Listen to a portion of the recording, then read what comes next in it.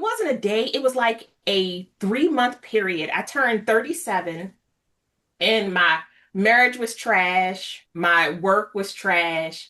I was burnt out and I went on like a 3 month cry binge. I couldn't get myself to I could not, as a Black woman, figure out how to hide the fact that I was hurting. And as a Black woman, we know that we don't just walk into spaces looking weak because it feels like the wolves are already out and smelling blood. And so I went to my doctor. I said, "Hey, I can't stop crying. I need some help." I have a very holistic doctor. She said, "That's nice. Write down how you're feeling." I said, "I'm feeling like I'm going to burn the world down." And we don't want to write that down because that is evidence. Like, we were just not doing well. But it was 37 really was a revolutionary year for me. It was the year that I started asking questions and I was afraid of the answers, which let me Mm. know that I was on the path to in the right direction. And so it's what got me into therapy, what truly made me start becoming way more educated about mental illnesses and mental disorders and not just the word mental health.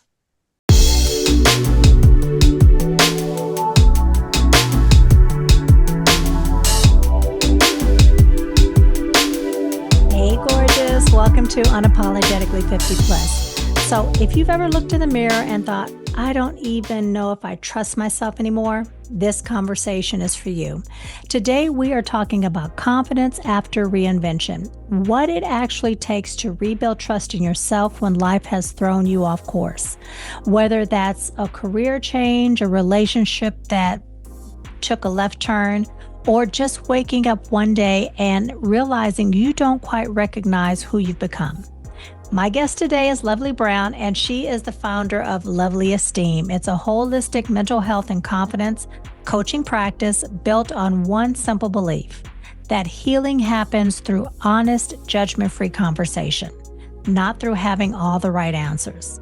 But before we get started, I have one huge favor to ask. If you find any value or enjoy the content, please remember to like, subscribe, hit the notification bell, leave a comment. Your engagement truly helps build this channel. So thank you. I really appreciate your support. All right, let's bring on Miss Lovely and get this conversation started. We're good now. I told you, I'm like, your whole soul drops through. You're like, not today.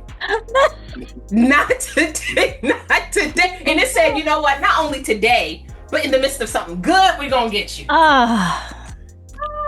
All right, let's try this again. Take two. Take two. Miss Lovely, please introduce yourself. Hey guys, I'm Lovely Brown. I can't even get it out the right way. Okay, we're going.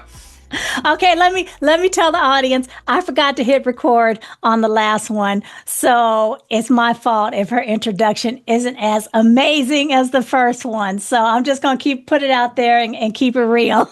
We gonna keep it good. I think like that we needed some levity. That's what they said. It was like, you guys are about to be real serious. We don't like when you guys are too serious. So like bring in a little something to like take the edge off. The edge is off, y'all. The edge is off. Oh.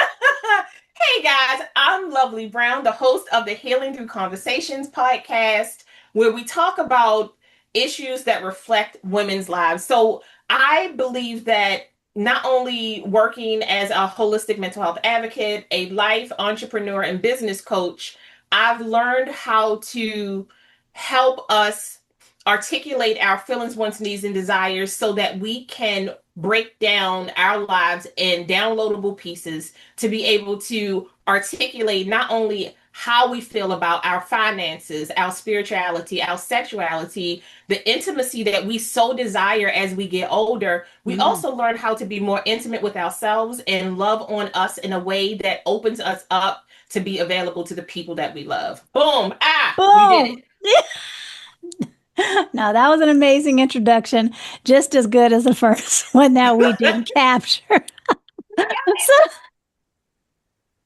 so let me ask you this. Before Lovely Esteem existed, who was Lovely and what was going on in your life that eventually led you to this space?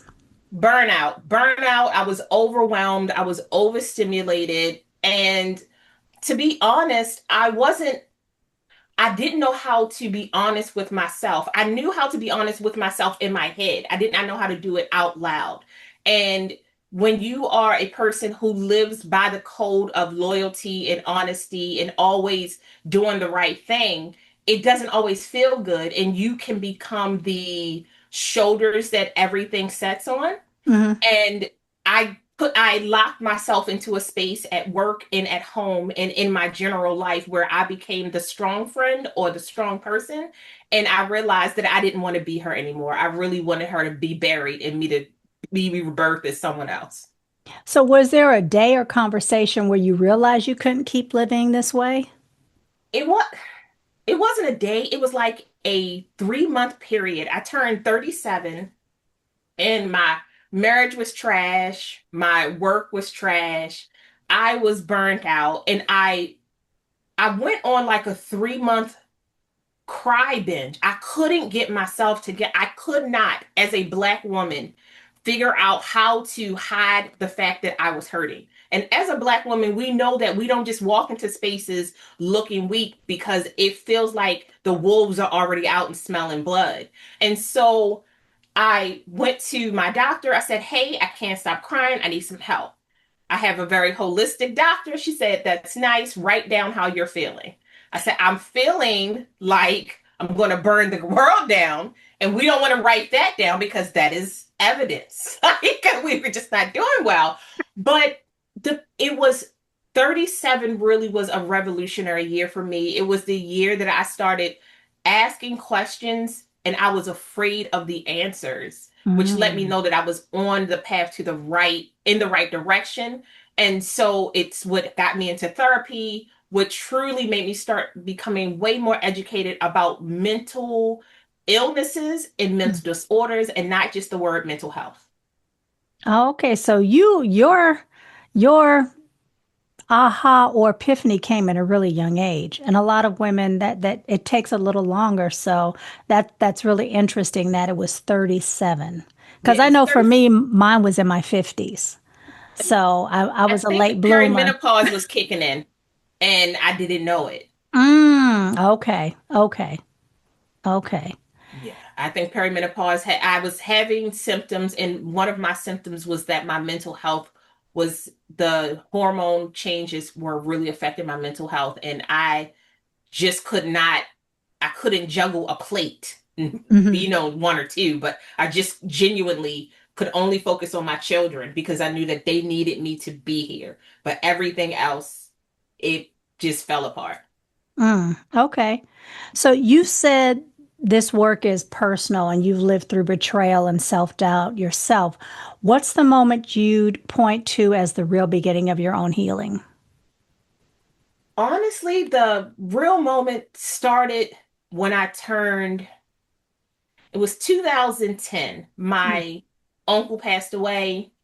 And my uncle and my mom raised me, and my uncle was a gay man who lived his life so open and he was so accepting of everybody that it really kind of, when he died, it almost felt like the lesson stopped, but it stopped that day. There was nobody there to help me figure out what it looked like to be diverse as a human being. And not that my mom wasn't that person, but I think it's something different when the person who's teaching you is also fighting adversity in the same with the same amount of people out in the world. Okay. Being a Black woman, yes, but being a gay man presenting as a woman who was not trans, because that wasn't even a word that he ever even knew how to use, Right. but in all of the external things that were happening in his life, that he kind of niched down his love into myself and my brother and my sister. It was like at that time it made me really kind of start focusing on myself, but Hmm. I didn't have the words to really articulate that until I turned about 40. Oh, okay. It took And about then 3 years from 37, from 2010. By the time I turned 37, I couldn't hold the dam anymore. There was no pretending anymore. And right. it took about 3 years really for me to find stability. but I had to burn everything down in order to figure out what that looked like. Okay, well let's dig a little deeper into that. What because I know when I tell, the ladies that I work with, you don't have to necessarily burn everything down to get, to figure out what your next chapter is going to look like. So, what did that burning everything down look like for you? I stopped everything but the necessities. Okay. I stopped going out. I stopped answering the phone. I stopped taking Oh, text messages. I stopped talking to everybody but the essential people who I needed to take care of or okay. who I wanted to really figure out how to repair a relationship with. Okay. And that was myself, my best friend, my husband, and my children and my mom. And everything else other than going to work and working. And even at work, I there was no happy hours, there was no networking. I really had to reserve all the energy that I had for the life that I was trying to repair. And at that same time, my husband and I, we were trying to decide if we were getting divorced or not. So Oh. you have all of these Oh. things kind of moving at the same time. And the children are like 19 and 15 and 13 and it's all these moving parts. And so when I say I burned it down, I mean I genuinely for almost a year exclusively only talked to those people. Okay. Okay.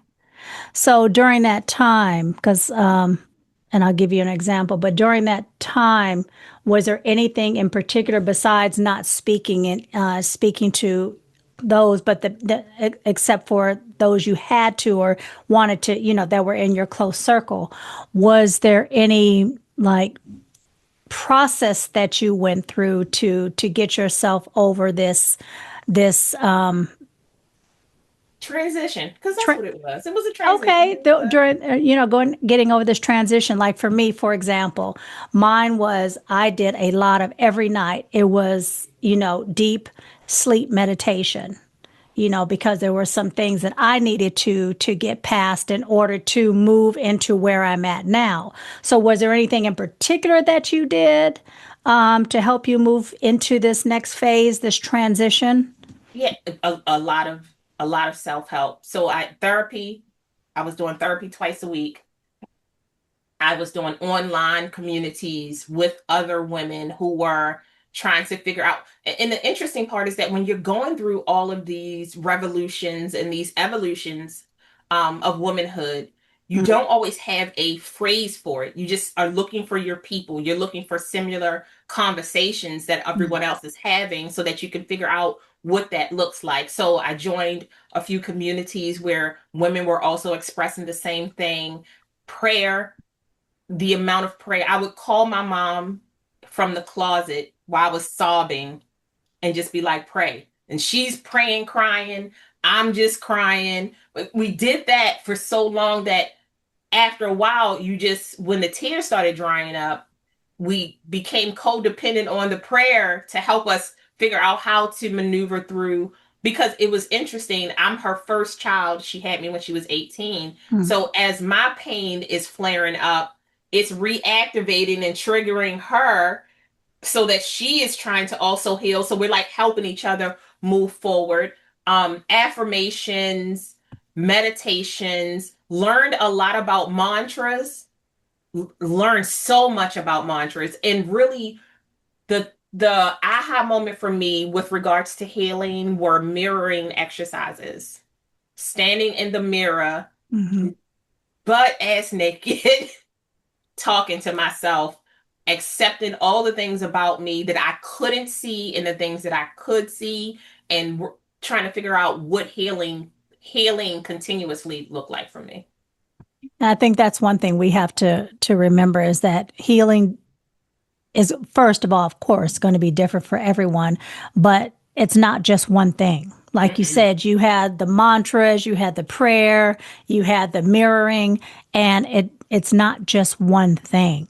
Yeah. You In know, nature, I would stare at trees for hours. I was waiting for a message and I really was convinced it was outside. And it was, but Mm. in different ways, just really grounding myself to the dirt to figure out what that looked like.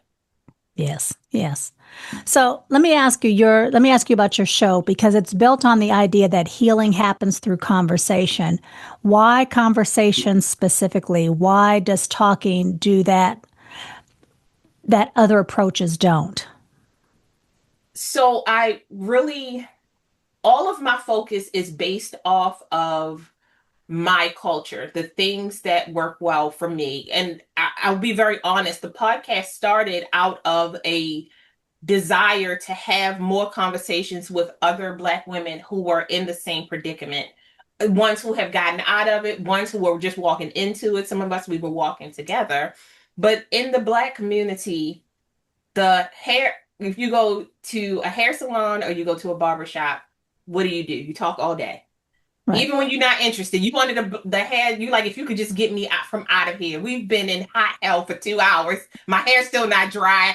I didn't eat dinner. I'm still here. But the amount of healing that happens, even in church or when you're sitting down in the park and Black women get together and when we fellowship and we really have these moments of deep conversation, and you may never even speak to that person or see that person ever again, but it's the connection. What does the bridge and the energy look like when Yeah. you get to speak with someone who sees into you in a way that leaves you feeling replenished? It leaves you asking questions and answering questions, but it also makes you feel human in a way that I don't feel the world outside of the Black women who really want to feed into you make you feel.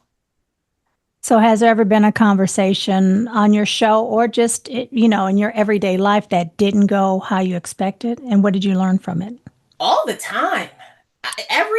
Almost every podcast recording that I do, I get off and go, I didn't know that, or it is very affirming. I will say that the one conversation I had, and it was a podcast that never even aired, Mm. and it didn't air because we just did not. It wasn't that we didn't see eye to eye. We weren't each other's audience, Mm. and it helped me change the way I planned my podcast. It was a young lady who was into $1 million real estate sales or something like that. And Mm. we were so far from each other's. I was healing and she was selling. And you can't sell healing. You Right. genuinely can't sell healing. You can buy into it to help you build a foundation, but you can't sell healing. Right. And we just couldn't find a space, but we had never been introduced to each other prior to that. So that's why I do my one-on-ones, because I Right. found that the one-on-ones it's really how we build the relationship to figure out if we want to coexist with each other. Right. Exactly. There is one conversation that you told me you had recently and I want you to tell the story because when you told me the story, you had so much enthusiasm that it was almost infectious. And I wasn't even at this brunch. So do you remember that story you told me about the brunch? With the ladies. Yeah, the ladies that you hadn't met or something of that nature. You were sitting by yourself, and then Oh no, it was myself and two of my sister girlfriends. So okay, um, I for me, friendship is, for some people, friendship is what people call would be associates. I'm like, you have associates in your life, people who you talk to a little bit. For me, friendships is very intimate. And so having the privilege to take up space with other people who can tolerate you and all of your crazy is so important to me. But I was having brunch with two of my girlfriends, mm, and we were loving on each other, and another set of three friends walked in who were behind us sitting in the same exact way, and we just started vibing, and we were having this conversation, and one of the ladies looked at me and she said, I love us. And I said, mm. I just look, I said, in every lifetime. And her friend was Right, like, in every lifetime. And she is just like living her fullest life. Like and I just thought to myself, we sat there for about 45 minutes and fed into, we knew nothing about the ladies behind us. hmm but the environment that we walked into an environment that was open and free and connective, right? And then the aesthetics, and when I say aesthetics, I mean it was an old home that had been renovated, and so it had the wide stairs and Mm, crown molding and pictures of black art, and the music was playing. It was just a vibe. But yeah.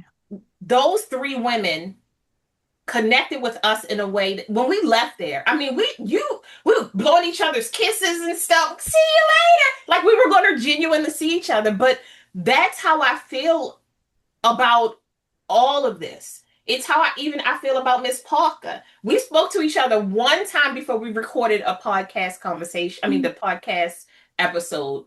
And it was so invigorating because it's lovely to talk to someone who is just as thirsty for knowledge as you are, but also someone who wants to pour into you and help the garden grow. And that's what I feel like we do. We genuinely want the women around us to grow and prosper and exceed us so that they can tell us what it looks like on the other side as well. Exactly. Yeah. Exactly. I always say for me, this has become bigger. My goal, my wanting to reach other women in this space, because we're looking at a time where women really need to step forward even more, especially in our Mhm. age range, the elders. We need to step forward even more because there's a lot going on. And you know what I'm talking about. And we don't get into the politics, but there's a lot going on that as women, it's time for us to really step into the forefront even more and make some changes. And as the elders, and I call us elders because we I are am. now, I'm the auntie. What you say? Come on, we can sit down so we can talk about it. Yes. we really have to first get ourselves in a space where we are confident, we Mm. know who we are, we know what we want, in order to pass us along to the next generation of women who are going to have to also fight this fight. Hopefully this fight, and again, you know what I'm talking about, will be Mhm. over by the time our girls and young ladies have to really step into the trenches. But if it's not over, which it probably won't be, it took us many years to get to this situation. It's going to take many years to dig ourselves out. But women have to come more to the forefront and take on a lot more responsibility because, yeah, Without us, the world's gonna burn. Listen, one of the I things try and be nice because I don't want to have, whatever men listen to this. Oh, look at her talking. No, I love men. Been married 30 plus years. I love men, but my husband and I talk and he's like, yeah, we need to have we need to have more. my husband said all the time, he was like, if y'all could just take over, Right. please. I build Please. something. Please let me build something. That's all I want to do. But and this is not the I need people to really be this is why I believe that we heal through conversations because there's so many things that are said through the eyes, through the body that we're never vocal, right? There's never Right. a word that's expressed about that. And being proud of being a woman does not take away from you being a man. Exactly. You having a woman who's proud to be who she is, Mm-hmm. it only enhances your life. It heightens us, right? Right. Because if Right. I'm going to brag on me, I'm going to brag on you, which we're bragging in us. We're doing 100. We're not doing this 50-50. That's not even how it's supposed to be. We're both trying to get to this space where like 80% of the time we feel good and we help each other, and that 20% is where you take my reign and I take your reign and we help bring each Right. other up. But one of the things that I say and how I feel about women coming to the forefront, you have to be okay with your voice shaking. Be Yes. okay with feeling a little sick, right? Having a little anxiety about coming to the front because the reason why your voice is shaking is because it means something to you. Walking through fear with faith means that you hit adversity. It's not always easy being in spaces where people want to doubt you simply because you exist. And secondary, because they already know you're working 3, 4 times as hard. to make sure that when you present yourself, you are immaculate. But when we do that, we sometimes forget that we're human and we're allowed to bring who we are. And that's that confidence, being confident in the fact that you've worked this hard to be able to say that thing. And so say it with your whole chest. That's it, but it Right. takes time. It takes time. It does. It does. It takes time. So you work with people from all backgrounds, and I know this about you just by watching you. You don't judge. So is there a story that changed how you personally think about someone else's struggle? Yes. So again, back to my uncle. He his love for people, um, it superseded drug addiction, Mm, jail time, sex, gender, race, religion. Right. So we had a lot of different people around us. hmm And those people, when they weren't in the midst of their trauma, showed up for him in a way that you could see how grateful they were that somebody gave them permission to just be human. And the more you learn about your ACE, your adverse childhood experiences, and how it really affects how you see the world. It's a test. It's 10 questions that you ask, and a lot of the questions have to do with how you were raised. Were you raised in an abusive situation? Were you neglected? And all of those things affect how your body responds to stress and how your longevity how long your the longevity of your life is affected. If you are going to be able to handle the stressors, if you're not, does it make you sick, those such things. And the more you learn about, the more adversity you go through as a person, the more you realize that we're so connected, and we're not just connected to human, but we're human to tree, human to sky, like we're all so interconnected. And so just through watching him and watching how people gravitated to him because he decided to not treat people the way they treated him hmm made me want to be a better person. Mm, okay. So did that change how you show up for your clients? It changes how I show up for my clients because so I have a couple things that I really try to do every day. If something goes really crazy, the first question I always ask is it me? Right? Is my attitude? Because I told you, perimenopause was whipping my ass for a couple. She was being not so nice, and so I'm still in the middle of that. Is it me? Am I interpreting what's happening incorrectly because I'm in a space by myself? Number one. Number two, is this blessing? Does this blessing belong to me? Before I step into this space, am I supposed to be helping this person fix something, change something, address something, or is someone else in my space more articulate in an authority in this space to be able to fix it? And number three, is my ego talking? Because Mm, sometimes your ego shows up, particularly when you are working in mental health spaces, because you want to help everybody feel good. You want to help everybody find a solution. And so with my clients, I've learned to be quiet and let them. I say, I'm a whiteboard. Throw it all up on me. Let's organize it. yeah. How and what does organization look like for you? Because for me, it could be chronological. For someone else, it could be alphabetical. For somebody else, it may be list that they need. Okay, so what does your organizational skill set look like?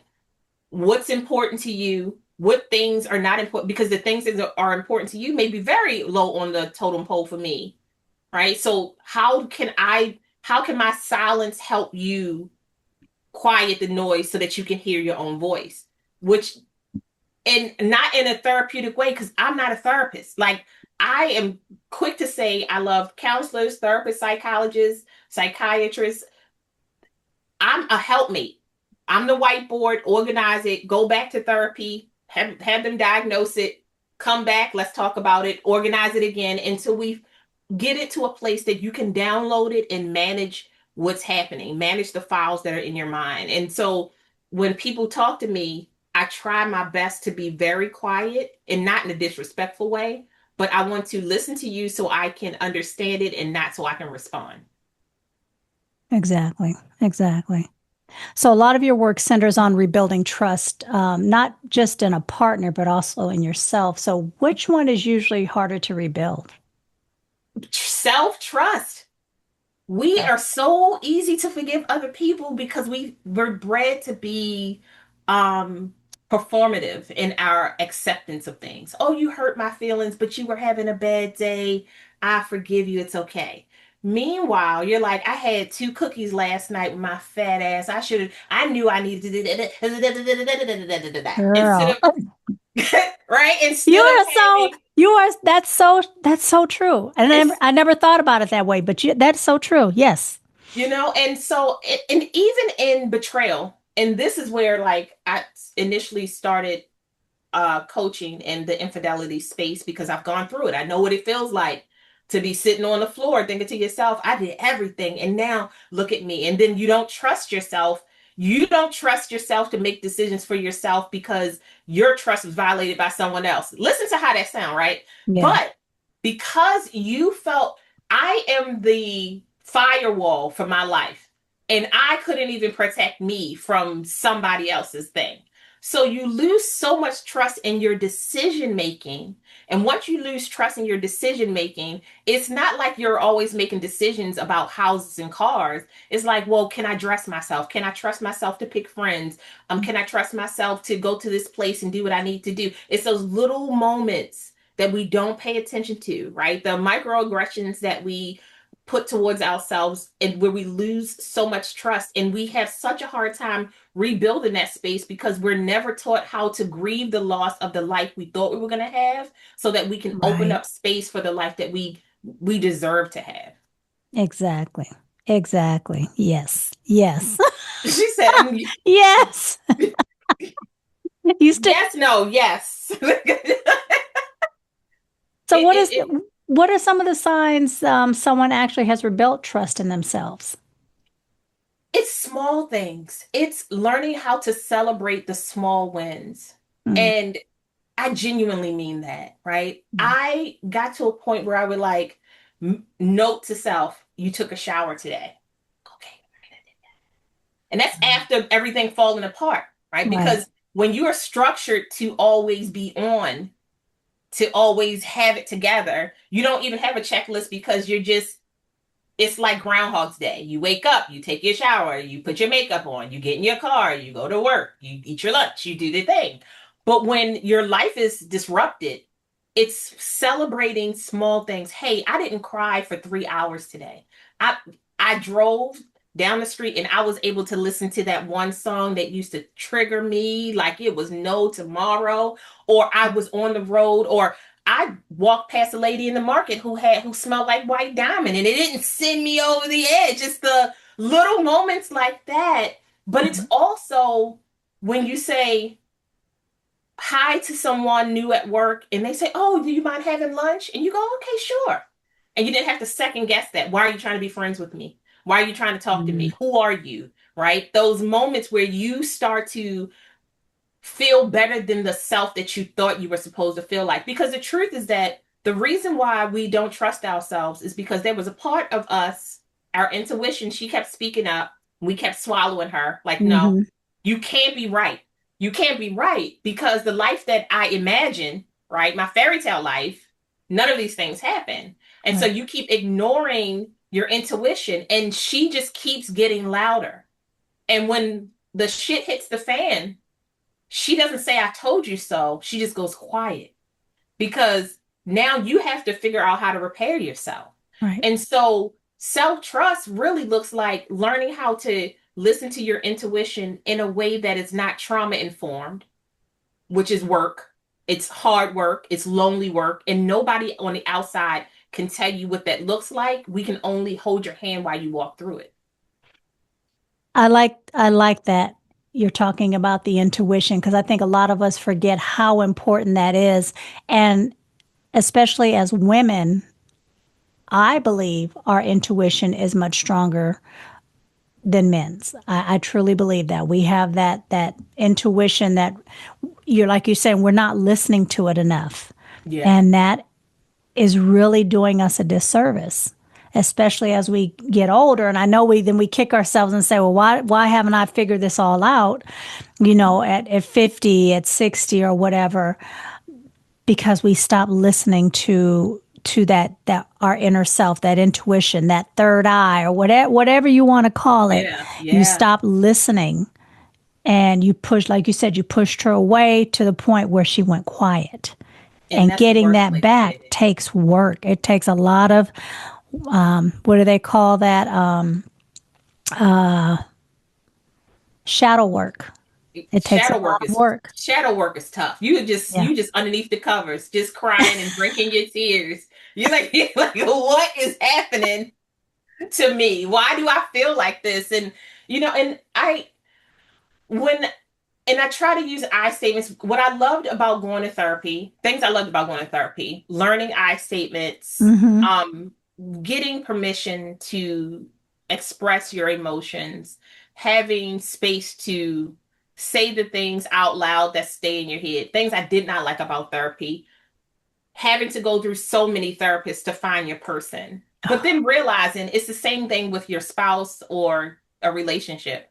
Right. You even friendship, you meet all these people and you have to learn how to decipher, does my body feel safe here? Does my spirit feel safe here? Does my soul feel safe here? When I walk into a space, is my anxiety high because I've been hiding so long that I don't know how to present myself? Or is my anxiety high because their energy isn't blended with my energy, right? Like having those moments. And so when we start to ignore our intuition, a lot of it's because it's muddled under other people's vocals, right? It's all these voices in our head that told us we weren't good enough, or said, I told you so, or told you that you were dumb for doing this thing. And so we've learned how to persecute ourselves for actions that the people who usually talk bad about us have also gone through, right? And if you Right. could have told me your story, it would have helped. And that's why I'm so proud of us for putting our faces to the words that we say, because they need to see faces like us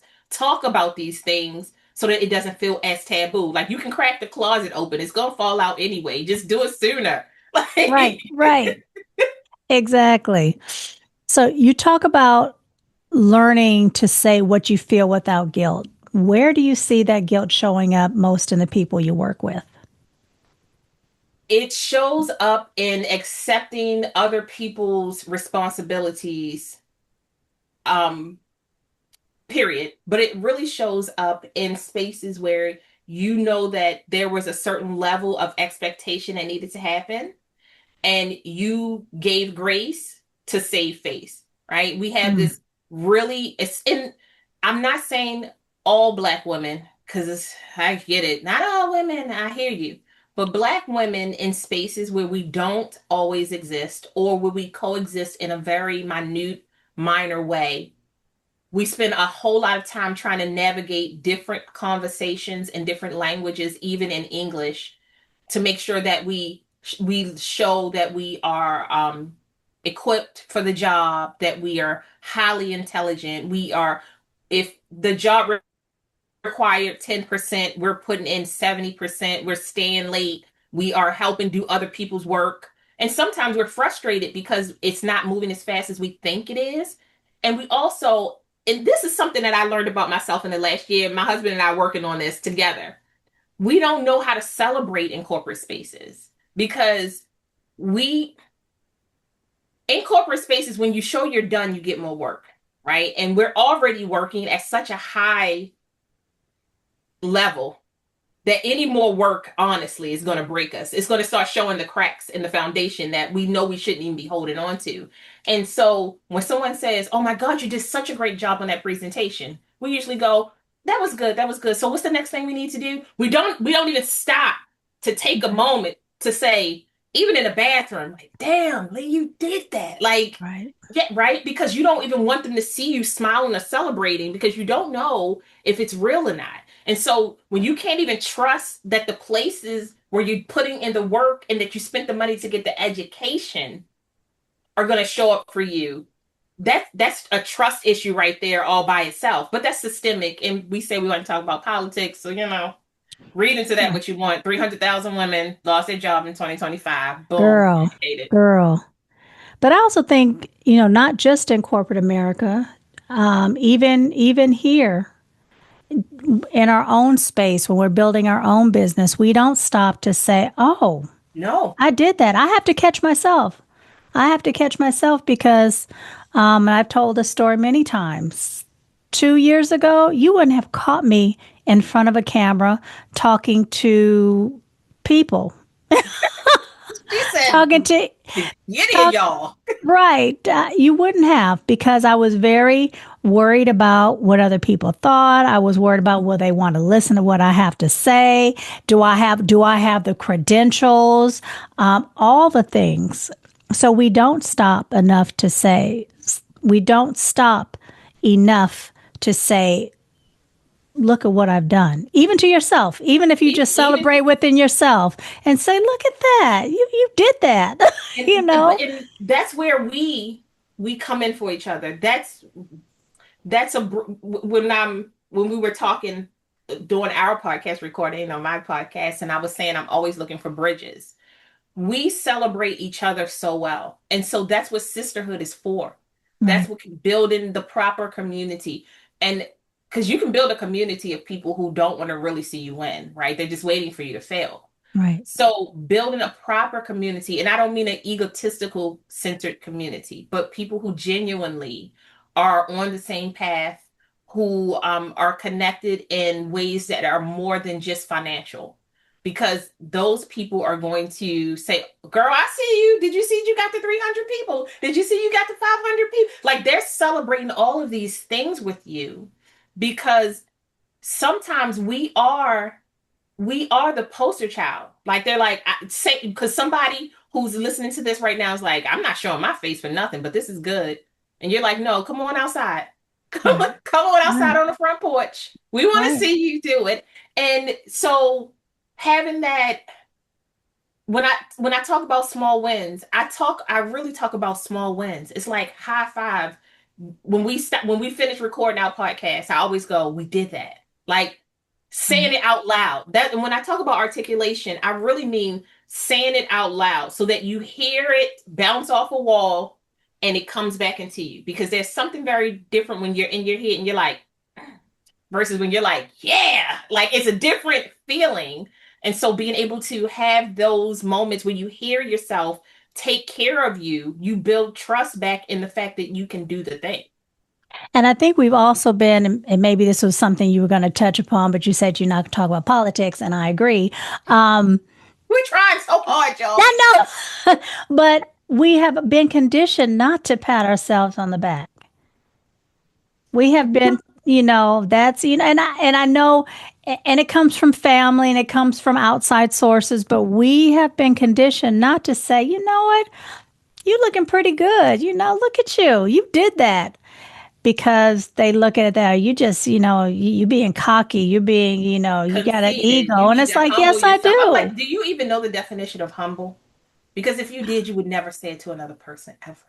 Okay, like God didn't put us here to be mediocre, Right. right?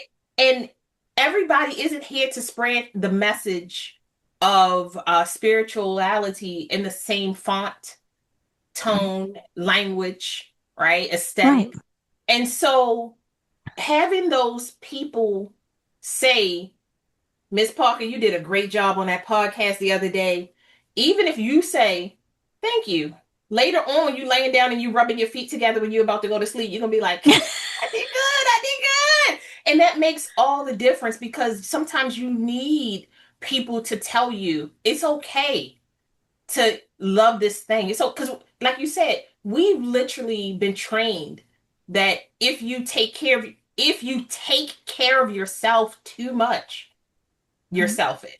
Oh, so you do your face routine, then you do your hair, and then you put on your clothes, and then like, well, are you cooking dinner? Are you able to take care of your man? If you can do all that stuff, you should be able to take care of someone because if you Right. can't take care of someone, you're less than a woman. I'm like, yo, don't Don't even go there. don't get me started. There's no way my soapbox, this chair gonna raise up off this bottom.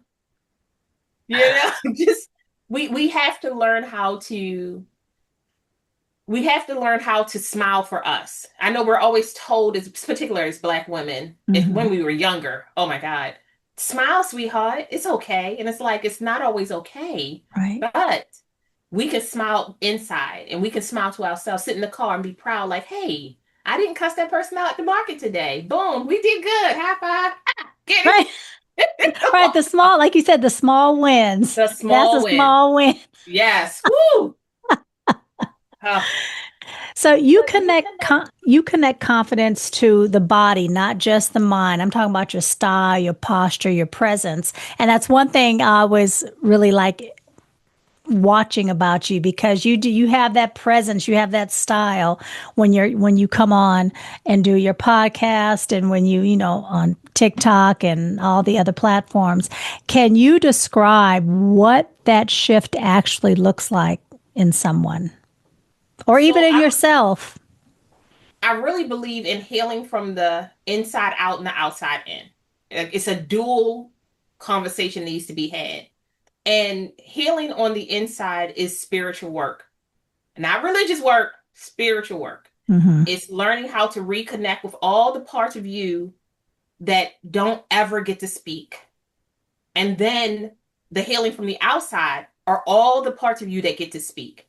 And that's whatever it is. If you a sneakerhead, you make sure that your sneakers are done, right? If you are leg girly, because some women like, I only have my, okay, then we need to see a knee or something. If you are a person who really is into more natural aesthetics, are you taking care of your skin? Because the amount of work that you have to put in to take care of this full body is not 5 minutes, right? And it doesn't have to even be expensive, but learning how to build an aesthetic that looks pleasing to you, for you, about you, because you decided that this was the thing for you, brings a different kind of confidence and pride, right? And some people are just like, I only wear lip gloss. I can't do makeup. You never had to do makeup. You never had to change who you were in order for you to be accepted. But it's something about worshiping this one temple that we have in a way that feels connected for you, that gives you this pride. Your shoulders go back. You set yourself up a little bit wider. You don't spend time like this. You spend time like this. One, you took time to on that shirt. You're not trying to wrinkle that shirt no more. That's not what we're trying to do. You did your hair. You're not trying to have play in your hair. You put on makeup, or really took a moment to say, I'm worthy of a few extra moments of self care, right? And that self care turns into a practice that turns into a ritual. And now you just, I'm not going outside if I haven't taken care of my skin. I'm not going to do it. You're going to have to wait. You can rush me if you want to, but I'm not going to do that. You're going to wait. That's where we put a little oil of Olay on here, and now we can go outside. Like, I always tell my husband, he teases me because, I do all the things. I've always been the kind of person who wants to make sure I take care of my skin and do all the things. And, I would do my little press on nails because I like my little nails. And same. I'm a girl's girl all right, day. all the way. Yeah. Um, and he teases me because I always say, I do all this for you. He says, no, you do this for you. I just reap the benefits. And I'm like, you're Hey, right. You're you're right. right. You're right. He's Let a me good just man. stop He's a good playing. You're man, right. Savannah. He's a good man. He knows it. He said, you don't He even knows, care if and I think you look nice. You just he says, what? whatever makes you happy, baby. Is like I reap the benefits. So I'm like, okay. So so But do you think the outer change, maybe how she dresses, how she carries herself, causes the inner shift, or is it just a reflection? it depends. Because there was a time in my life where I really was fake it till you make it, because I Mm. was a hot mess on the inside. I mean, it was uncooked, underdone. It was up in there. And I knew that I never wanted to look like what I've been through or what I was going through. Right. And so I built a uniform. My uniform is a dress, really nice shoes, eyebrows, lashes, and a good lip. That if I can't do foundation and the whole nine, I know that that together Right. pulls me, it snatched me in a Spanx. Thank you, Spanx. Woo woo. Y'all need to sponsor this. But pulling it all together, right? And so I would have moments where I really needed my outside to give me a boost so that I could feel like a person again. For me, it made me feel I would look in the mirror and be like, okay, that lady can keep herself together for a couple of hours. And then I would start falling apart by the time and then I would look in the mirror again. That lady can keep herself together. Like, okay. And you have to, that's a practice. That's mirror work. You're looking in your eyes and you're saying, I see you. And I know that it hurts right now, but we just need 2 more hours. And I'll come back and I'll check in on you and make sure you're okay. And then 2 more hours. And sometimes that 2 hours is really you touching up your lip gloss. It's you making sure your hair is okay. It's you patting down your dress, but it's rituals to help you feel connected to the present. It's things that you have to do to touch yourself, to see yourself. You smell your perfume, right? You can hear your environment around you. You can see yourself, all of these things. So I really do understand the fake it till you make it mentality sometimes. But after a while, you start to really go, I look really nice in that dress. Like that A-line dress looks so much better on me than the bodycon dress. That didn't make me feel good about who I was. And then eventually you start to love that person and you start trusting that you can dress yourself. We're building trust and confidence, right? And we Right. put on the outfit and now we can order a dress, put it on. We feel good about that. We don't even question that anymore. That's trust building. When you don't question you and you just do the thing, that's a beautiful place to be because now it gives you more space to find joy and to find peaceful moments where you're not always questioning who you are and what am I doing and do I deserve this and who's paying attention to me. You're like, oh, I know I look good in this, so I don't know who you looking at because it ain't me. So Exactly. So, and you can either pass on this question or answer it. give it to What's something in mainstream mental health advice you think is often oversimplified or just wrong? healing. There's Okay. no healed in mental health. There's no healed. There's no ED. We are Mm, consistently healing. You do not it's equivalent to a person who has an addiction, mhm, right? 20 years clean, doing so good. Hit a patch, tried it again, gone. Mental health is the same way. You have to continue on your healing journey until there is no journey left because triggers are in everything, even in the good, and you don't know when they're going to happen. So you work on healing and mental health because you are preparing yourself to see it earlier because you're never going to be able to. If you break your leg and it's broken, that bone is forever broken. It's healing consistently, and you get to a place where you're 60%, 70% rating when you go to the doctor. That's how I look at healing. We consistently heal. We see 70-year-olds, 80-year-olds who on their deathbed are crying about things that happened to them when they were 7, 8, 9, 10, confessing all of these things because they never took time in healing. They just made assumption that I healed because I just mhm. ignored it. I shut it off. But when Okay. you are healing, you're accepting, you're trusting, it makes it a little more palatable as we get towards the end because we trusted that we were trying to work towards a common goal. So, if I'm understanding you correctly, we're always healing We're always healing. until We're the forever. day we are no longer on this earth. You just like we should always be wanting to learn consistently, constantly learning. It's not like we've learned everything. So you're saying healing is the same process. We're always healing. We're always healing. I said I'm going to get a t-shirt that says it. I was like, I'm a slut for healing and I'm a slut for intellectual conversation. I absolutely will do almost anything for it. It makes me feel like because one, being educated and intellectual and it does something for my spirit, but it also does something for my body. It changes my nervous system. It helps me stay calm. The more I learn, the calmer I am as a person. And it's not super, it's like, oh, this foam can be used as a, did you know that turtles can do a? It doesn't matter. But I feel the same way about healing because you never know who you're going to sit down next to who needs that lesson that you learned. And sometimes it's the hard lesson that we learn. And we're going to talk to this person for 10 minutes, give them a little bit of knowledge that we have, and we're going to move on, right? But it's helping us continue to heal. And our healing journey, it never ends. Even I believe until the next life that we're allowed to live, we take these things with us. Our spirit carries it with us.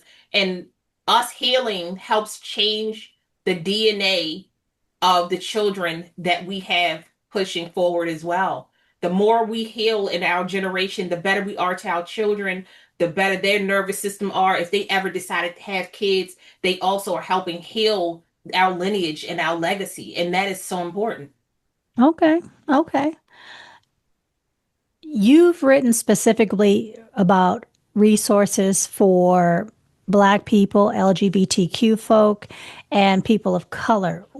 So, what do you think is missing from mental health care for those communities that you're trying to build in your own work? Funding, Mm, mm, like, period, funding. wow. And that will always be the case because when you are, here's my soapbox. I really believe that Black women are the trend. We changed every sector.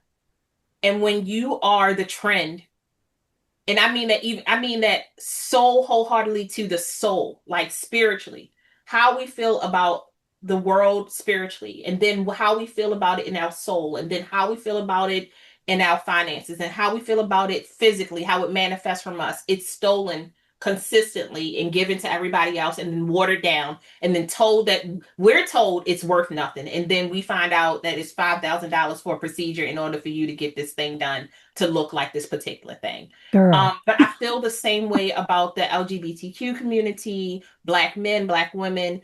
The funding will never meet the need because if we once we get to a place where the funding matches everybody else, we're not going to be equal anymore. We're gonna succeed that because we're always doing too much. Like we genuinely are going to take that healing and want to heal the world. It was this lady who said we weren't raised to say the word hate and lie in our homes because we were considered, our generation was considered, it was considered curse words. And so when you take people who aren't taught to hate and lie, and then you do the hateful and the lying thing to them, the reason why it holds us back for a minute is because we didn't understand the assignment. That assignment was never taught to us. And so Mm, we spend so much time trying to embrace and love and find community that that's the thing that the money will allow us to do more of is to embrace love and build community. And if you're trying to suppress a people, what do? You take away the funding that they need in order to do those things. do you think, as since we're talking to specifically women of color, Black women, I'll say Black women, not all women of color, but do you think that we need to start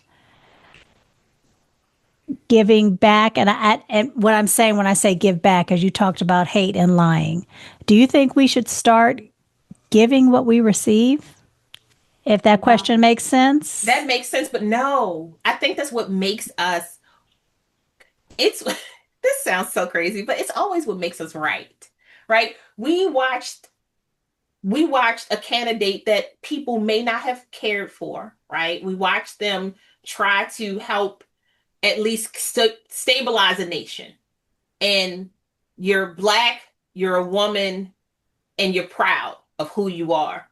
Mm, And we are in a state now in our country where your hate for the color of a person and the gender of a person prevents us from being able to prosper. And now we're reaping the benefits of said hate. I don't ever want to hate you so much because that means that I had to have loved you that much, right? Hate, the opposite of hate is that I cared so much that when you disappointed me, it became hatred. And I don't feel that way. I'm like, mm, I'm not Michelle Obama because when you go low, I will go to hell. But I never want to embrace a culture that teaches you that you should treat other people um less human than you are, because I feel like the reason why we're so resilient as Black women is because we continue to see people as human, and we find workarounds all the time. Okay. Okay. No, I'm glad you said that because that you go low, I go high. After a while, you know what? We got to get in the mud because Baby, there's only so what much, there's only so high I can go before the I'm like, trenches that's I'm building for you to fall through is what I'm telling you. Like if I'm gonna get dirty, if I'm gonna get my right, press on nails gonna pop off, it's gonna be something real good for it, is what I'm telling you. right, right. So if someone listening is in the middle of their own "How did I get here" moment, what's one thing you'd want them to know before they do anything else? Take inventory. I want you to just take a couple deep breaths, right? Like, the reason why you're here is because you're human. And we Hmm. all have these moments of super great highs and very dark lows. I want you to take inventory of what's happening in your life that you can control in the next 20, 30 minutes, and the things that you have no control over. And the things that you have no control over, I want you to take that form and put it in the fire, because it's not going to help you right now. The things that you can control right now is your body, hopefully. And if you're not in a space where you can't take care of your body, 988, right? We're calling the number and we're trying to reach out for help. That's great. But I want you to think about who you are as a person, and remember that there's a 99-year-old Black woman who made it to 99 going through the same thing that you went through. And you're going to make it. It just depends on how much of your life you really want to take back. So, inventory. We have to start holding ourselves accountable for the things we listen to and the things that we didn't listen to. And that's a hard, hard lesson to learn. So, what do you think are the wrong moves people tend to make right after that moment hits? That "How did I get here" moment. What are some of the wrong moves people tend to make? Communication. Communication. Put the phone down. Don't text, don't call, don't email, right? I Don't work in jump on social media, I airing work in it the out. legal I work in the legal field. Everything you do after fuck you is admissible in court. And I truly believe that a lot of us, because we want to get our point across, right? Hurt demands that you receive an answer. You hurt me. Explain to me why you hurt me. And this explanation is going to make it so that my hurt is gone. And it's not. Inventory really means you are sheltering down, right? It's like when a tornado is happening, they tell you, they need you to go in and shelter down. You close down everything, you turn off everything, and you have your rations that are going to get you through those moments. That ration is your family, if you have a great family, or your community. That ration is going to be your girlfriends, it's going to be your therapist, or it's really going to be you deciding how far out of the ring that you need to go in order to find stability. And some of us don't have families that allow us to be stable. Are they only know how to live in chaos. So when you're not in chaos, they create chaos for you to be in. So you have to look outside of that. But for real, I'm so honest. Watch how you start communicating with people, because sometimes when you're hurt, you attack the people who absolutely are there to help you, but because you don't know and you don't trust anybody anymore, everybody gets it. So just taking some moments to like shut it down for real, and then figure out who you can trust to help you maintain the essentials in your life until you can start taking back the reins of your life. Mm, I like that. I like that. So, what's a conversation with a client or a stranger, anyone that changed you? I had a conversation with with a lady named, her name was Liz Bruner.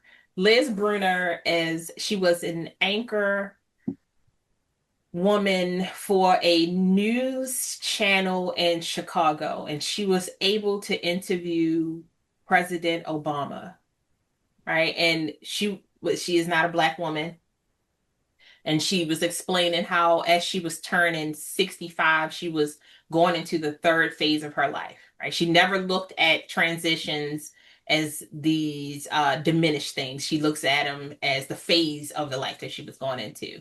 And she said, never hide what you've been through because that's the thing that's going to be celebrated later. And so I don't hide what I've gone through because you are your walking love letter to the world. And so let that love letter be loud because the mistakes are usually the things that make people trust you. And so I don't hide anymore. It just like you said, we're on front. We done picked up the camera now. Right, Like girl. I want to tell you I'm having a good day, but if you see a pimple on my chin, you know I'm stressed out. Like not working out for me. So she really just helped me understand that, and it came from her experience to really live in all of the phases of your life, but figure out what lessons you've learned from those and even the mistakes, and don't allow that to hold you back from moving forward. And another thing I'd like to add to that is don't think that whatever you're going through is so insignificant or so small that other people can't relate to it. And that Mm. was one of the struggles I had. You know, Hmm. I look back, I'm like, well, my life wasn't that bad, but that doesn't mean I still didn't have struggles. It didn't mean that I didn't have a transition phase that I needed to work through. So Yeah. don't underestimate your struggles that, you don't think someone can relate to what you're going through because we all can on some level. Some We level. can But go, that's girl, I know about that, we was raised to do that though, and Yeah, that's the part. I think that that's what even your community that you've built and the program that you are running, that's what I do in my coaching. We are creating safe spaces for women to start talking about the things that they've held in for so long, right? Your chakra is right. it's clogged, baby, because you have generations of women who weren't allowed to speak. And before we get off the podcast, because I wanted to say something, you made reference to women most recently really learning how to having the authority to have independence over themselves. I Hmm. just want you to remember that the first black woman who walked into a unsegregated school is like 68, 69, right?